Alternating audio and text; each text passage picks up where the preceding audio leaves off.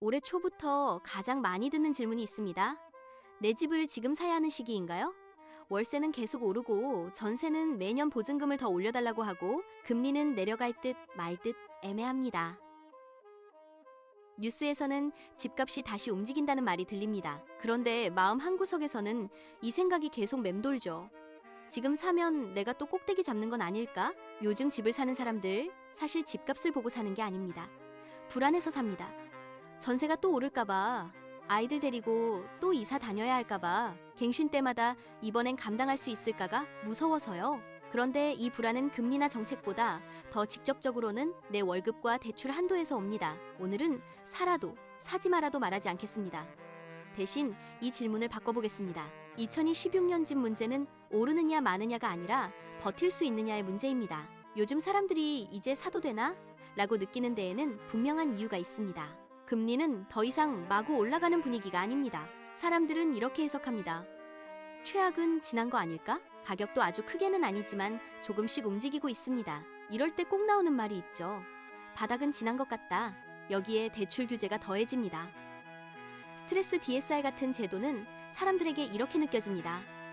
나중은 지금보다 더 빡셀 수 있어. 그래서 마음이 급해집니다. 살 거면 지금이 낫지 않나?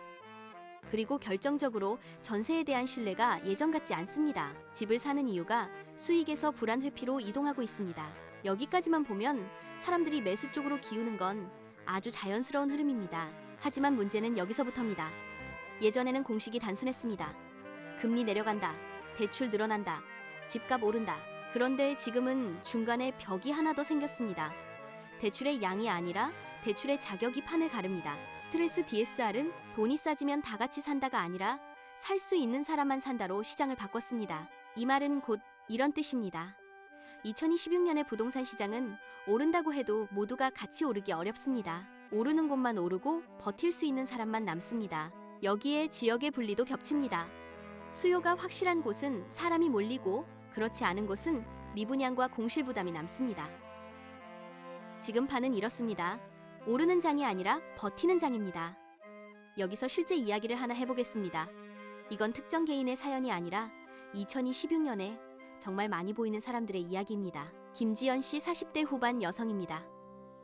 이혼 후 아이 둘을 키우며 외벌이로 살아가고 있습니다. 지연 씨는 예전에 아파트 투자에 실패한 경험이 있습니다. 분당에 아파트를 샀고 이자를 내며 몇 년을 버텼습니다. 그런데 생활이 너무 힘들어졌습니다. 결국 집을 팔았습니다. 그리고 그때부터 집값은 크게 오르기 시작했습니다. 그 경험 이후 지연 씨 머릿속에는 이 생각이 남았습니다. 내 판단은 늘 늦다. 내가 움직이면 그때부터 반대로 간다. 그 이후 지연 씨는 전세집을 전전했습니다. 하지만 전세 보증금은 해마다 거의 예외 없이 조금만 더 올려달라는 말을 들었습니다. 아이들은 자라고 이사는 점점 부담이 됩니다. 이제 지연 씨는 다시 갈림길에 서 있습니다. 전세를 한 번 더 가서 이 불안을 계속 안고 갈 것인가? 아니면 조금 무리해서 경기권에 집을 살 것인가? 중요한 거니 선택의 결과가 아닙니다. 이 선택이 지금 이 영상을 보고 있는 수많은 사람들이 서 있는 바로 그 자리라는 점입니다. 지금 시장은 이렇게 요약할 수 있습니다. 가격 신호는 살아있지만 모두가 회복한 건 아닙니다. 그래서 체감이 갈립니다. 어떤 사람은 버틸만하다고 느끼고 어떤 사람은 점점 더 빡세진다고 느낍니다. 이럴 때 가장 위험한 착각이 두 가지입니다. 오르는 것 같으니 무조건 올라타야 한다는 생각, 무서우니까 아무것도 하지 말자는 생각. 둘 다 위험합니다. 지금은 정답을 하나로 고르는 구간이 아니라 내 조건을 점검하는 구간입니다. 2026년 내 집 마련은 몇 갈래로 나뉩니다. 안정적인 소득이 있고 월 고정비가 감당 가능한 사람에게 집은 투자가 아니라 주거 안정장치가 될 수 있습니다. 반대로 대출 비중이 너무 높고 월 상환액이 소득의 절반에 가까운 경우 집은 불안을 없애는 선택이 아니라 불안을 옮기는 선택이 됩니다. 전세 불안에서 대출 불안으로 옮겨가는 겁니다. 만약 블랙스완 같은 외부 충격이 오면 집값보다 먼저 변하는 건 거래량입니다. 거래량이 먼저 얼어붙고 그 다음 버티지 못하는 곳부터 가격이 움직이기 시작합니다. 이때 가장 힘든 구조는 여기서 실패하면 끝인 선택입니다. 그래서 결론은 이렇습니다. 2026년 내 집 마련의 핵심은 집값 전망이 아니라 내 조건으로 버틸 수 있는 설계가 잘 되어 있는가입니다.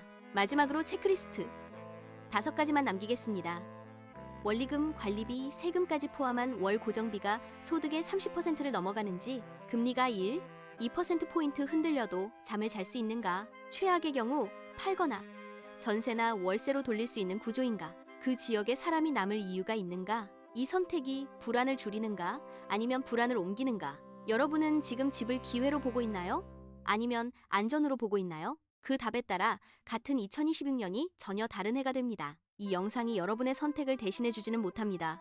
선택에 앞서 한 번 더 다각도로 점검을 하는 데 도움이 되기를 바랍니다. 영상이 도움이 되었다면 구독과 좋아요 부탁드립니다. 감사합니다.